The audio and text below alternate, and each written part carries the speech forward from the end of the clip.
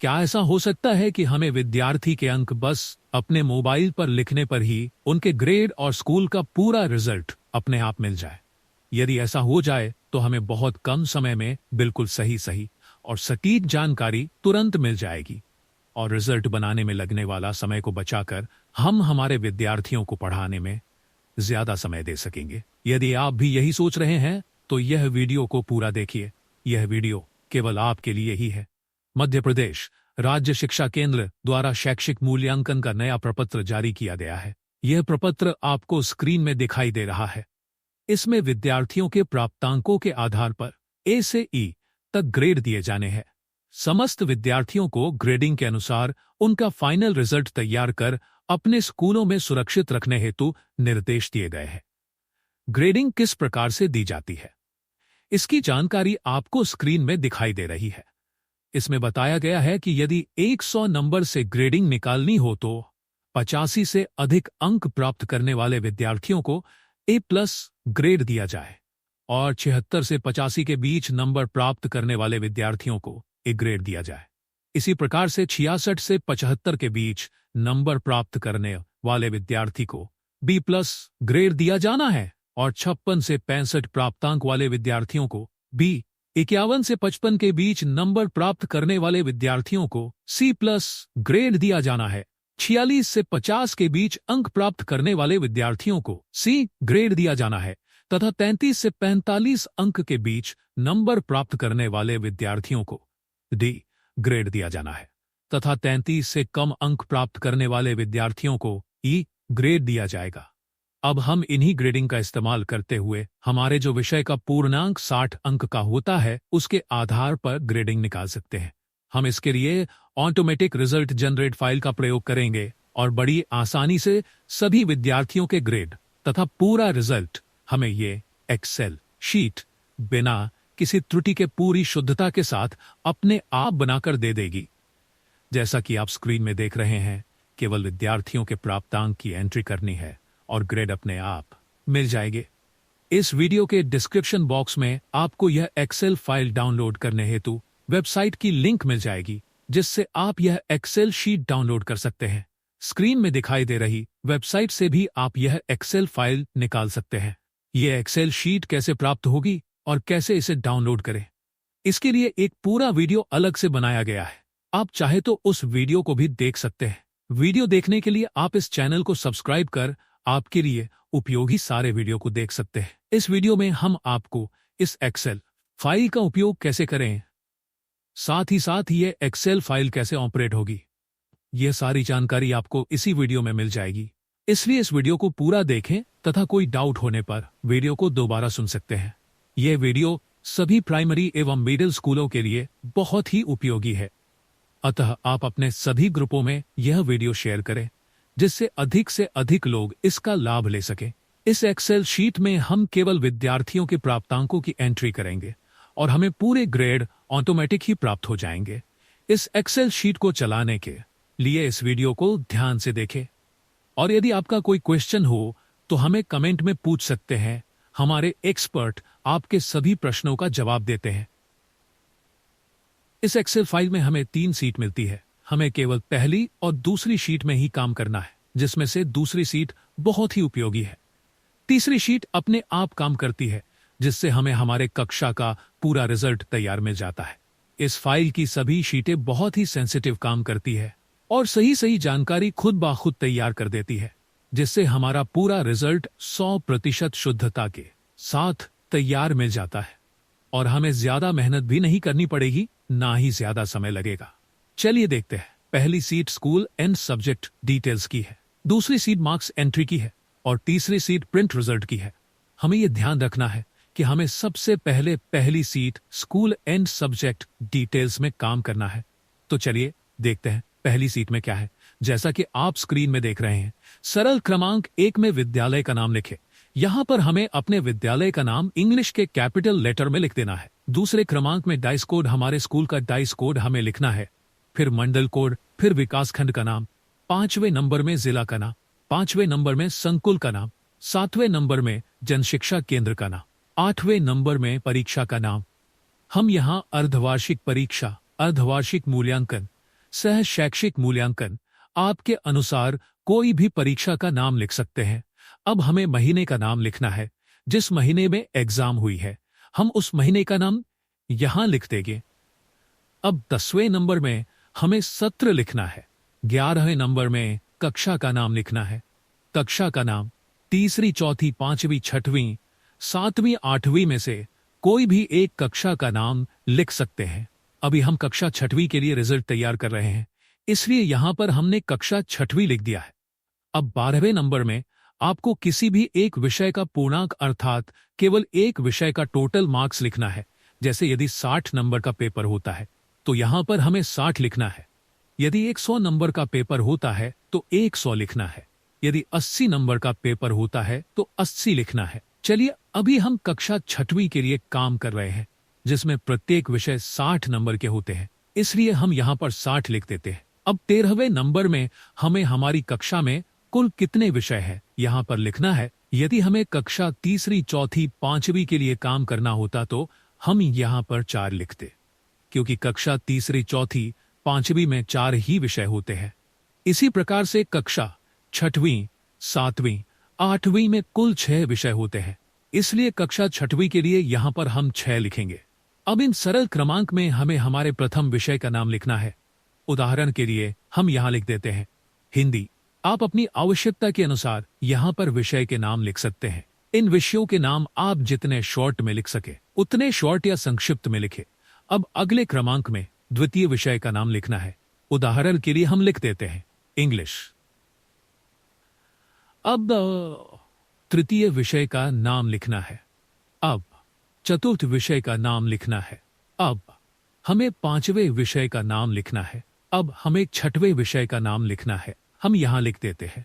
हाँ, यदि हमें कक्षा तीसरी, चौथी, पांचवी के लिए काम करना होता तो हम केवल 4 ही विषयों के नाम क्रम से लिखते और बाकी पांचवें, छठवें विषय के नाम में कुछ नहीं लिखते और इन्हें खाली छोड़ देते। परंतु अभी हम कक्षा छठवीं के लिए काम कर रहे हैं, इसलिए हमें पूरे 6 विषय के नाम क्रम से लिखने पड़े। यह फाइल इतनी फास्ट और इंटेलिजेंट है कि हमारे द्वारा की गई यह सभी एंट्री हमें केवल एक ही बार करनी है और बाकी सभी जगह यह फाइल ऑटोमेटिक ही यह एंट्री वहां पर दर्शाएगी, जिससे हमें बार बार इनकी एंट्री नहीं करनी पड़ेगी। चलिए, अब हम ग्रेड को समझ लेते हैं। इस एक्सेल शीट ने हमें सभी ग्रेड ऑटोमेटिक ही निकाल कर दे दिए हैं, इसलिए हमें यहां पर कुछ करने की जरूरत नहीं है। इसी प्रकार के और भी program primary, middle, high school, higher secondary स्कूलों के लिए भी मिल जाएंगे। इसके लिए आपको YouTube और व्हाट्सएप चैनल को ज्वाइन करें, जिससे आपको और भी अधिक जानकारी समय समय पर मिलती रहे। अब हमारा इस सीट का काम पूरा हो चुका है। अब हमें अगली सीट में चलना है। अगली सीट मार्क्स एंट्री की है। हमें केवल 2 ही सीट में काम करना होता है तथा तीसरी सीट ये सिस्टम खुद ही अपने आप तैयार कर देता है। तो चलिए हम अपनी दूसरी शीट को समझ लेते हैं। दूसरी शीट मार्क्स एंट्री में चलते हैं। स्क्रीन में दिखाई दे रहे इन्हीं फॉर्मेट में रिजल्ट तैयार कर हमें रखा जाना है। इस शीट में हमारे स्कूल का नाम हमें यहां दिखाई दे रहा है, जो कि हमने पहली सीट में भरा था। वहां से यहां पर वह नाम आ चुके हैं। डाई स्कोर भी हमारा दिख रहा है, परीक्षा का नाम, मंडल कोड, कक्षा भी दिख रही है। वे सभी एंट्री हमें यहां पर दिखाई दे रही है, जो कि हमने पहली शीट में भरा है। ध्यान रहे कि यहाँ पर जो सफेद बॉक्स हमें दिखाई दे रहे हैं, हम केवल उन्हीं पर एंट्री कर सकते हैं। बाकी समस्त जानकारी अपने आप यह सिस्टम हमें दे देगा और बड़ी आसानी के साथ हमारा रिजल्ट तैयार हो जाएगा। सबसे पहले हमें स्टूडेंट नेम में विद्यार्थी का नाम लिखना है। अब फादर नेम लिखना है। यदि आप अपने मोबाइल या टेबलेट से काम करें तो इन नामों को बोलकर भी टाइप कर सकते हैं। यदि आपको नहीं पता कि बोलकर कैसे टाइप किया जाता है तो आप हमारे चैनल को सब्सक्राइब करें और कमेंट करें, जिससे उसका वीडियो भी हम अलग से तैयार कर आप तक जल्द ही पहुंचा सके।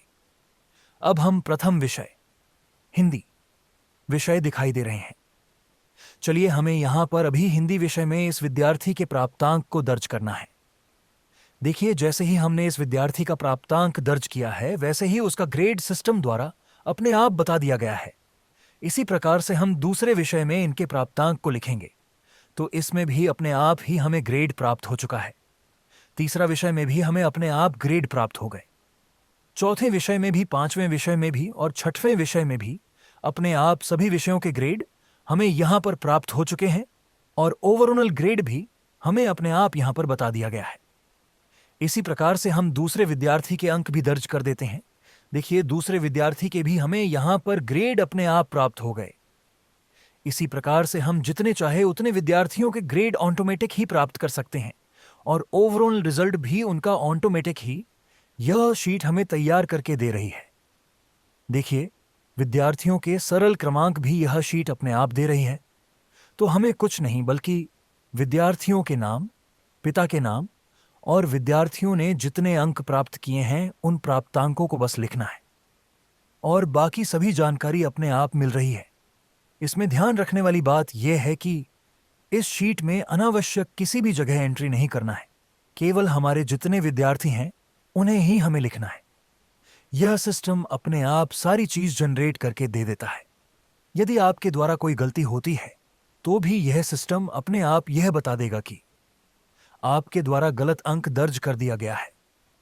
उदाहरण के लिए मान लीजिए कि यदि हमने 60 नंबर से अधिक नंबर लिख दिए हैं, उदाहरण के लिए 62 लिख देते हैं, तो देखिए यहां पर लाल कलर आ गया है क्योंकि हमारे विषय का पूर्णांक तो 60 है, परंतु हमसे गलती से 62 लिखा गया जिससे यहां पर लाल कलर आ गया है। हमसे कोई भी गलती होने पर यह प्रोग्राम हमें अलर्ट कर देता है। इसी प्रकार यदि कोई विद्यार्थी किसी भी विषय में फेल है तो यह प्रोग्राम अपने आप उस अंक को लाल कर देता है। इस प्रकार से यह शीट इतनी इंटेलिजेंसी के साथ काम करती है कि हमसे गलती होने के चांस भी खत्म हो जाते हैं। हाँ, चलिए अब अनुपस्थित विद्यार्थी की बात कर लेते हैं। यदि कोई विद्यार्थी एब्सेंट है तो आप इस एक्सेल शीट में अंग्रेजी के कैपिटल लेटर में ABS, जैसा कि यहां पर हमने लिखा है, वही लिखेंगे। ABS लिखने पर वह विद्यार्थी की काउंटिंग अनुपस्थित में होगी और अनुपस्थित विद्यार्थियों का कोई भी ग्रेड नहीं निकाला जाता। जैसा कि आप देख पा रहे हैं कि इस एक्सेल शीट में भी कोई भी अनुपस्थित विद्यार्थियों का ग्रेड नहीं निकाला जा रहा है। बाकी वे समस्त विद्यार्थी जिन्होंने एग्जाम दिए हैं उन सभी के ग्रेड यह एक्सेल शीट ऑटोमेटिक निकाल कर दे देगी। इस एक्सेल शीट में समस्त विद्यार्थियों के प्रतिशत भी अपने आप निकल रहे हैं। ध्यान रहे कि विद्यार्थियों के मार्क्स एंट्री करते समय आप कॉपी पेस्ट का प्रयोग ना करें। चलिए अब हम तीसरी सीट प्रिंट रिजल्ट पर चलते हैं। इस सीट में आपको कोई भी किसी भी प्रकार की एंट्री नहीं करना है, ना ही यहां पर आप एंट्री कर सकते हैं। इस सीट को सिस्टम द्वारा अपने आप तैयार कर लिया जाता है, जो कि हमारे लिए काफी महत्वपूर्ण है। हमारी कक्षा में कुल दर्ज विद्यार्थी, कुल प्रविष्टि जिन्होंने एग्जाम दिया उनकी संख्या और कुल अनुपस्थित जिन्होंने एग्जाम नहीं दिया उनकी संख्या, कुल उत्तीर्ण विद्यार्थी जिन्होंने एग्जाम पास किया है की संख्या अपने आप हमें यहां पर शो हो जाती है। इसी के साथ A+ ग्रेड कितने लोगों ने प्राप्त किया है, A ग्रेड कितने लोगों ने प्राप्त किया है, B+, B, C+, C, D, E, उन सभी विद्यार्थियों की संख्या यहां पर हमें दिखाई देगी। अब इसके नीचे देखें तो सब्जेक्ट वाइज भी यहां पर ग्रेडिंग लिस्ट तैयार हो चुकी है कि किस सब्जेक्ट में कितने विद्यार्थी किस किस ग्रेड में हैं। यह सभी संख्या हमें ऑटोमेटिक ही यह सिस्टम दिखा देता है।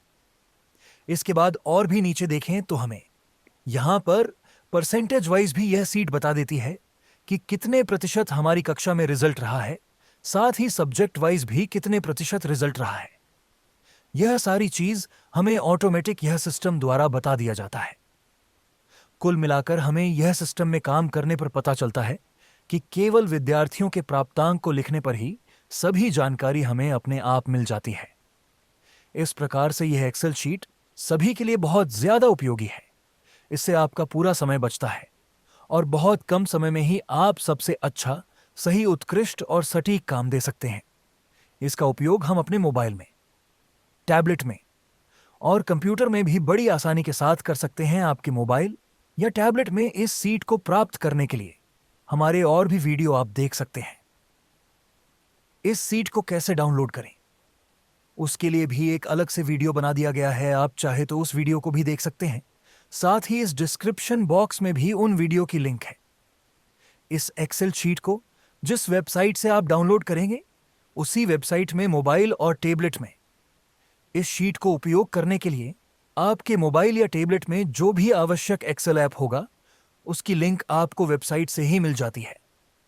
आप चाहे तो इस वीडियो के कमेंट में लिखकर भी हमसे इन एक्सेल फाइलों की लिंक प्राप्त कर सकते हैं।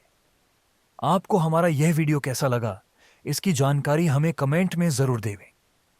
वीडियो पसंद आया हो तो वीडियो को लाइक कर चैनल को सब्सक्राइब करें और आपके सभी ग्रुपों में यह वीडियो अवश्य पहुंचाएं।